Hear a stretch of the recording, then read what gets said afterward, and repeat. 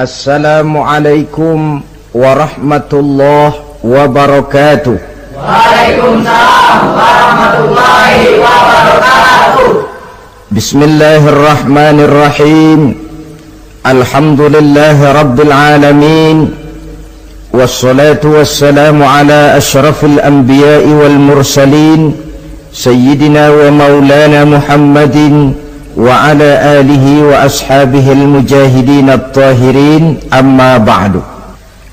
Saudara-saudara kaum muslimin rahimakumullah, pada pertemuan kita kali ini kita akan membicarakan masalah yang berkenaan dengan khitan. Sebagai yang kita maklum bahwa khitan bukan merupakan syariat baru. Pelaksanaannya telah dimulai sejak zaman Nabi Ibrahim alaihi salam. Dijelaskan dalam ayat 124 surah Al-Baqarah, wa izibtala Ibrahim rabbuhu bikalimatin fa'atammahum. Dan ingatlah ketika Allah mencoba menguji Nabi Ibrahim dengan beberapa kalimat, maka dilaksanakannya itu dengan sebaik-baiknya. Allah menguji Nabi Ibrahim dengan beberapa kalimat. Kalimat di sini maksudnya adalah perintah dan larangan. Allah menguji Nabi Ibrahim untuk melaksanakan beberapa perintah, menjauhi beberapa larangan, yang seluruhnya dilaksanakan dengan sebaik-baiknya. Kalau kita buka sejarah, akan kita lihat bahwa memang kehidupan Nabi Ibrahim penuh dengan tamsil-tamsil yang tentu merupakan hikmah buat kita sekarang ini. Oleh sebab itu, para ulama berbeda pendapat tentang perintah yang ada di dalam ayat 124 ini. Ada yang berpendapat Allah menguji Nabi Ibrahim dengan beberapa perintah dan larangan, bahwa perintah yang ada di dalam ayat ini adalah perintah untuk membangun Ka'bah. Ada juga yang mengatakan perintah untuk menyembelih putranya Nabi Ismail alaihi salam. Ada pula yang berpendapat perintah untuk hijrah, dan masih banyak pendapat-pendapat lain, termasuk pendapat yang menyatakan di dalam perintah ini adalah pelaksanaan daripada khitan, seperti yang dikuatkan oleh Al-Imam Qurtubi. Kesimpulannya adalah seperti yang dijelaskan oleh Al-Imamul Jalil Al-Hafiz Imaduddin Abil Fida Ismail Ibn Kathir di dalam tafsir Ibnu Kathirnya. Beliau mengutip pendapat Abu Ja'far bin Jarir, di mana beliau berkata, annahu yajuzu an yakuna al-muradu bil kalimat jami'u ma dzukira wa jaizun an yakuna ba'd dzalik wala yajuzul jazmu bi syai'in minha annahul muradu ala ta'yin illa bihadisin aw ijma'in. Kesimpulannya ialah bahwa yang dimaksud dengan perintah dan larangan dalam ayat ini adalah seluruh yang ditemui oleh Nabi Ibrahim dalam perjalanan hidupnya, atau sebagiannya, tetapi tidak boleh menetapkan bahwa perintah dalam ayat ini cuma satu saja, kecuali berdasarkan hadis atau ijma'. Dengan kata lain, termasuklah khitan di dalam kalimat wa izibtala Ibrahim rabbuhu bikalimatin fa'atammahum. Kesimpulannya ialah syariat khitan dimulai oleh Nabi Ibrahim alaihi salam. Ini dari segi sejarahnya. Menurut hadis Imam Bukhari dan Muslim, ketika turun perintah khitan ini, umur Nabi Allah Ibrahim sudah mencapai usia 80 tahun. Kita bisa bayangkanlah ini, umur 80 tahun turun perintah khitan. Di zaman tentu belum ada pisau cukur, belum ada gunting, belum ada silet. Sedangkan pada usia 80 tahun kulit itu biasanya sudah mulai agak keras. Turun perintah untuk melaksanakan khitan. Ini pun fa'atammahunna, perintah ini dilaksanakan dengan sebaik-baiknya oleh Nabi Allah Ibrahim alaihi salam. Diteruskan syariat ini kemudian oleh putra-putra beliau yang juga menjadi nabi dan rasul, seperti Nabi Ismail, Nabi Ishak, dan terus oleh para nabi-nabi sesudah beliau sampai kepada Nabi kita Muhammad sallallahu alaihi wasallam. Apa sebenarnya hukum daripada pelaksanaan khitan? Saudara kaum muslimin yang berbahagia, hukum melaksanakan khitan adalah wajib, baik bagi laki-laki maupun perempuan. Kewajiban ini merupakan kewajiban penunjang. Artinya, yang wajib sebenarnya melaksanakan ibadah. Orang tidak akan bisa melaksanakan ibadah kalau dia tidak bersuci. Dan orang sulit untuk bersuci kalau dia tidak dikhitan. Maka khitan lalu ikut menjadi wajib. Dalam kaidah usul fikih dijelaskan, lil wasail hukmul maqasid. Wasilah mempunyai hukum yang sama dengan tujuan. Contoh, saudara wajib naik ke atas loteng, ya, wajibnya naik ke atas loteng. Tapi saudara tidak akan bisa naik ke loteng kalau tidak ada tangga. Maka adanya tangga ikut menjadi wajib. Perintahnya cuma naiklah kamu ke loteng. Tidak ada perintah carilah tangga. Tapi lalu dalam proses pelaksanaannya kita tidak akan bisa naik ke loteng kalau tidak ada tangga. Maka adanya tangga ikut menjadi wajib. Allah memerintahkan kita, dirikanlah sholat, wuduklah kamu, bersucilah kamu. Kita tidak akan bisa bersuci kalau tidak dikhitan. Maka khitan itu ikut menjadi wajib hukumnya. Bisa juga dengan kaidah ma la yatimmul wajib illa bihi fahuwa wajib. Suatu pekerjaan yang tidak akan sempurna tanpa sesuatu hal lain, maka sesuatu hal lain itu ikut menjadi wajib juga adanya. Kita tidak akan bisa naik ke atas loteng kalau tidak ada tangga, maka adanya tangga itu ikut menjadi wajib. Di dalam kitab Ghayatul Bayan ala Zubadi bin Ruslan dijelaskan, wal khitanu wajibun ala dzakari wal unsa. Dan khitan itu wajib hukumnya bagi orang Islam laki-laki maupun perempuan, libalighin aqilin muhtamilin lahu, yang sudah balik, berakal dan sanggup menahan rasa sakit, satira binasbi kamratin qata'a wahiyal kulfatu minadz zakari wal ismu binasbihi aidan min unsa, yaitu memotong kulit kamrah yang menutupi daripada zakar seorang laki-laki. Adapun bagi perempuan, memotong asal nama potong, tidak seperti halnya laki-laki. Sebab apa? Sebab kulit yang dipotong yang disebut kulfah itu menghalangi orang daripada beristinja secara sempurna. Nah, kalau istinjanya sudah tidak sempurna, maka wudhunya tentu tidak sah. Kalau wudhunya tidak sah, maka sholatnya pun juga ikut jadi tidak sah. Oleh sebab itu, bagi laki-laki merupakan dosa besar kalau dia tidak berkhitan. Ini menurut pendapat Imam Ibnu Hajar.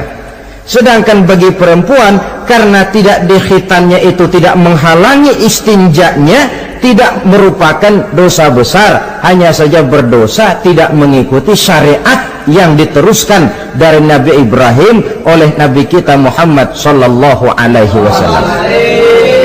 Saudara-saudara, ini sekelumit tentang sejarah dan hukum daripada pelaksanaan khitan. Nah, sekarang kita lanjutkan dengan apa hikmah yang bisa diambil daripada pelaksanaan khitan dalam kerangka pembentukan pribadi muslim. Hikmah yang pertama, kalau setiap muslim ditanya kepengen punya anak macam apa, saya yakin jawabannya pasti sama, kepengen punya anak soleh. Betul apa betul? Betul. Apa ada di sini yang kepengen punya anak jadi garong? Tidak. Saya kira jangankan kita yang insya Allah termasuk orang baik-baik, orang yang tidak baik saja tidak pengen kok anaknya tidak baik. Maling saja tidak pengen anaknya jadi maling. Copet saja tidak kepengen anaknya jadi copet. Dia masih bisa bilang sama anaknya, nak, bapakmu sudah kadung jadi maling, kamu jangan nurunin. Itu yang ketahuan malingnya. Maling saja tidak pengen kok anaknya jadi maling, apalagi yang bukan maling. Tapi anak yang soleh ini, saudara, bukan proses yang sekali jadi. Anak soleh tidak akan muncul dengan simsalabim. Anak soleh tidak muncul dengan slogan. Prosesnya sudah diawali oleh pribadi sang calon bapak dan calon ibu daripada anak itu. Itulah sebabnya untuk mendapatkan anak yang soleh ada dua usaha yang harus dilaksanakan. Pertama, usaha zohir, artinya usaha yang kelihatan oleh pandangan mata. Apa saja yang termasuk usaha zohir ini? Pertama, pribadi calon bapak dan calon ibunya. Kalau bapaknya ahli sujud, ibunya gemar hadir di majelis taklim, meresap ke dalam kepribadian anak, ikut membentuk dirinya. Sifat-sifat yang baik ini diharapkan akan menurun kepada si anak. Pribadi calon bapak dan calon ibu. Sebab ma fil aba fil abna. Bagaimana kebiasaan orang tua, begitulah anak. Kata pepatah, kalau bapak kencing berdiri, jangan heran anaknya kencing kabur. Kalau bapaknya bangun pagi jam 8, insya Allah anaknya jam 9. Jangan berharap anak mau sholat subuh. Kenapa? Bapaknya kasih contoh macam itu. Lalu suasana di rumah tangga, termasuk yang dimakan, yang diminum, termasuk pakaian kedua orang tuanya, ikut membentuk proses anak yang soleh ini.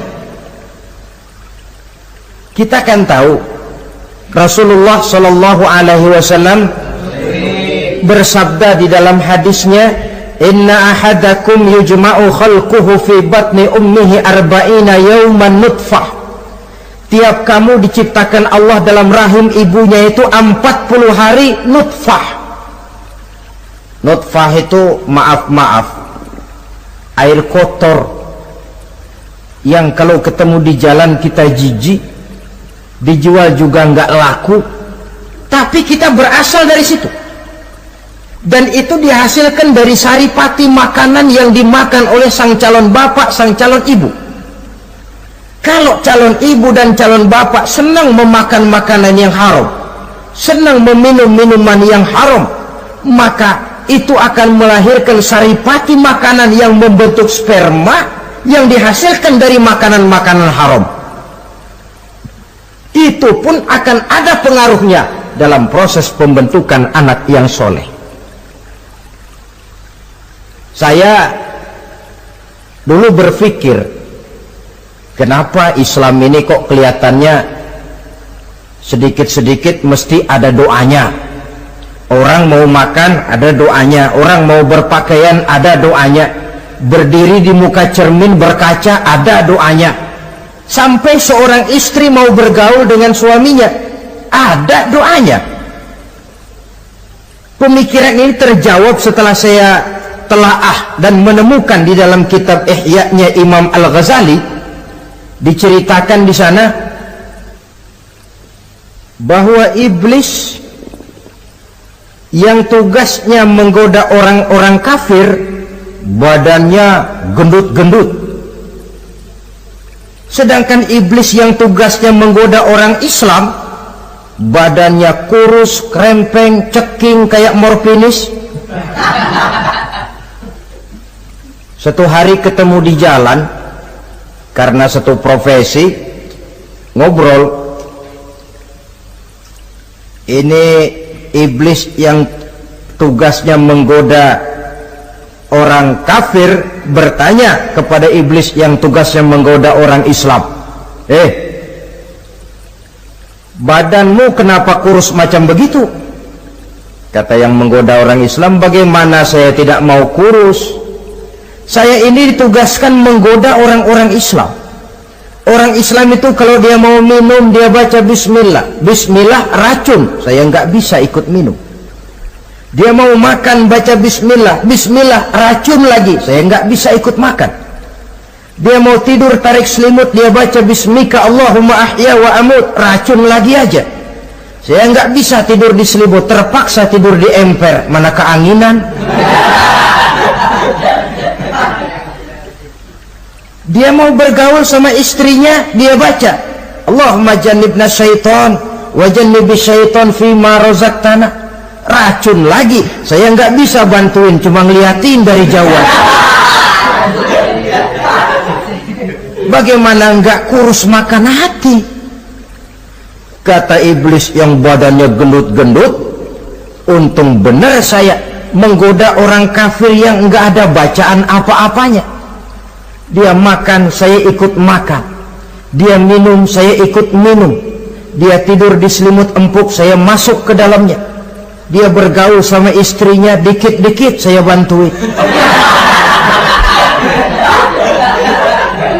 Allah Karim, ini maaflah kalau sudah dibantuin iblis ini, jangan heran anak jadi sangar nantinya. Jadi sejak proses produksi awal, Islam sudah mengajarkan hal yang sedemikian rupa. Pribadi calon ibu bapaknya baik, makanan, minuman, dan pakaian terdiri dari yang halal. Suasana beragama kelihatan di rumah tangga. Ibu ahli sujud, bapak ahli sujud. Ini termasuk proses usaha yang zahir dari orang tua yang menginginkan anak yang soleh. Sampai terjadi proses kehamilan. Proses kehamilan itu kata Nabi 40 hari yang pertama nutfah, 40 hari yang kedua alaqah, 40 hari yang ketiga mudghah. Mudghah itu embrio, cikal bakal bayi.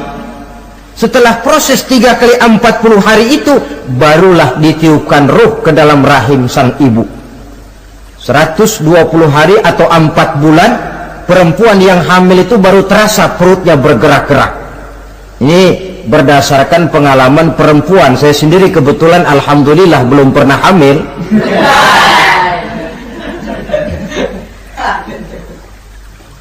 Saudara-saudara, sampai usia kehamilan itu 7 bulan, ada tradisi yang disebut nujuh bulanan. Itu tradisi dilaksanakan baik, tidak pun tidak apa-apa. Tidak ada perintahnya memang, tapi juga tidak ada larangannya. Apalagi berkumpul orang membaca ayat-ayat Al-Quran, memohon doa dan sebagainya. Sebab pada kandungan 7 bulan ini, embrio sudah mengarah kepada bentuk positif dari wujud manusia.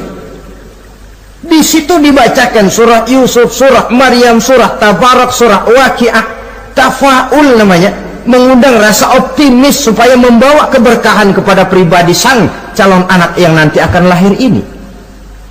Tapi jangan lupa orang tuanya mulai dengan soleh dulu.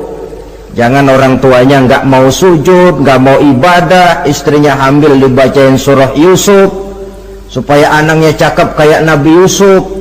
Begitu keluar anaknya kepalanya segi 4 kayak kaleng kerupuk. Apa surah Yusuf yang salah? Tentu saja orang tuanya yang tidak memulai kesolehan itu sendiri. Lalu usia kandungan 7 bulan ke atas, sang calon bapak mulai membantu-bantu istrinya. Kalau malam diusapi perut istrinya yang sedang hamil berat itu, sambil dibacakan surah Al-Insyirah, ya ngusap-ngusap sayang, bukan ngusap gemes. Alam nasrah laka sadrak wa wada'na anka wizrak allazi anqadha dhahrak, supaya Allah memberikan keringanan kepada kehamilan istrinya sampai kepada proses kelahirannya. Begitu sang jabang bayi brol lahir ke alam ini, sudah dicegat lagi oleh ajaran agama, diazankan. Diriwayatkan oleh Abi Dawud, kana Rasulullah sallallahu alaihi wasallam azana al-Hasan wal Husain fi uzunaihi al-yumna wa aqama fi uzunaihi al-yusra. Adalah Rasul mengazankan cucunya Hasan dan Husain di telinga kanan, mengkomatkan di telinga kiri. Bayi muslim lahir ke dunia dicegat dengan suara azan. Apa sebab? Bayi yang baru lahir ke dunia ini ibarat kaset kosong. Kalau kaset kosong dipakai merekam, daya rekamnya kuat. Maka bayi yang baru lahir ini, sebelum sempat dia dengar cintaku sedalam lautan Atlantik, belum sempat dia dengar gelas-gelas kaca, belum sempat dia dengar tembok derita,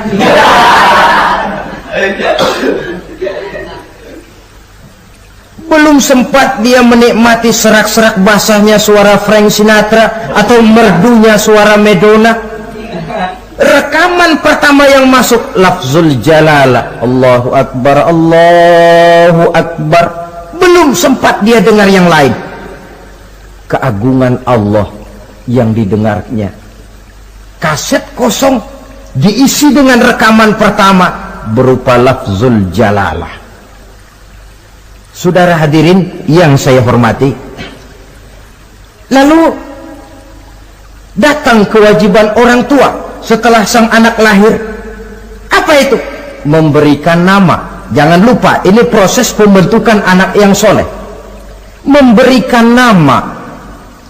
Walaupun William Shakespeare pernah bilang, what is a name? Apa sih arti sebuah nama? Yang cuma nama saja kok. Biar adanya di atas lumpur, kalau memang intan ya tetap intan. Nama itu tidak banyak artinya. Namun pada hakikatnya nama merupakan bagian daripada doa. Itulah sebabnya Islam mengajarkan khairul asma'i ma hummida wa ubbida. Sebagus-bagus nama yang mengandung pujian atau menggambarkan kehambaan seseorang kepada Tuhan. Mengandung kata-kata pujian, Ahmad, Muhammad, Hamid, Mahmud. Mengandung nilai kehambaan seperti Abdurrahman, Abdurrahim, Abdurrauf. Jangan mentang-mentang ada di Quran anak dinamai Jahannam. Wah, kenapa Jahannam? Itu kan ada di Quran, Pak. Iya, di Quran, tapi lempengan neraka itu. Sekarang ini saya melihat gejala akibat rasa malu beragama. Kan zaman sekarang kadang ada tuh orang malu mengakui Islamnya.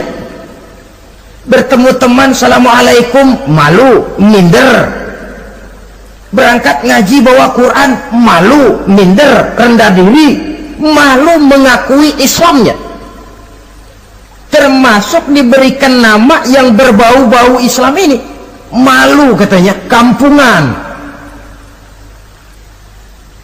Bapaknya kasih nama bagus Ibrahim, lantaran pengen nyentrik dia potong Bram.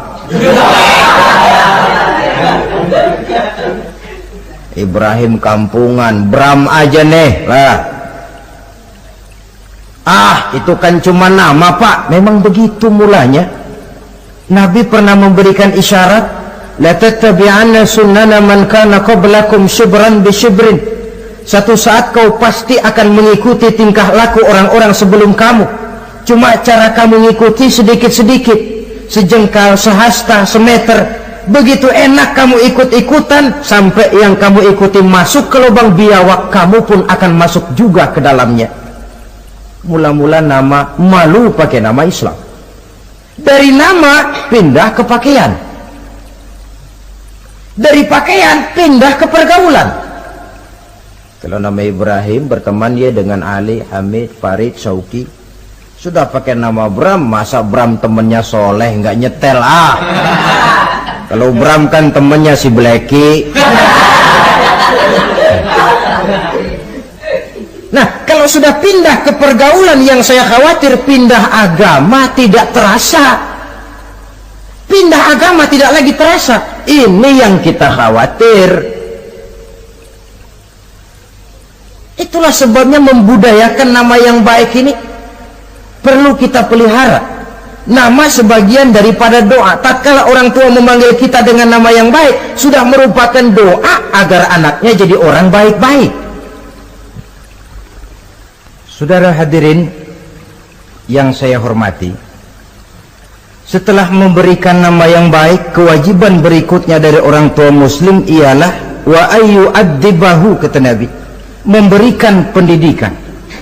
Sebab nama yang baik tidak akan banyak menolong kalau tidak diiringi dengan pendidikan. Nama saja Muhammad Mukmin, kerjaan ngadu ayam.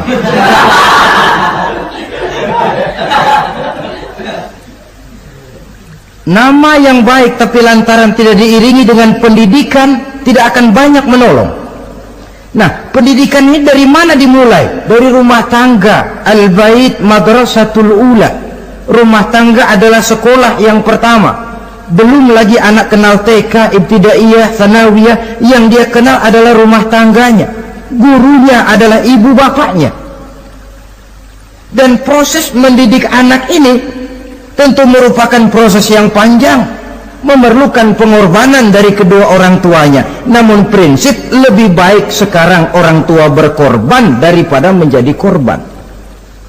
Kalau orang tua tidak mau berkorban untuk mendidik anaknya, percayalah pada suatu saat dia akan jadi korban, dilawan oleh kebrutalan anaknya sendiri.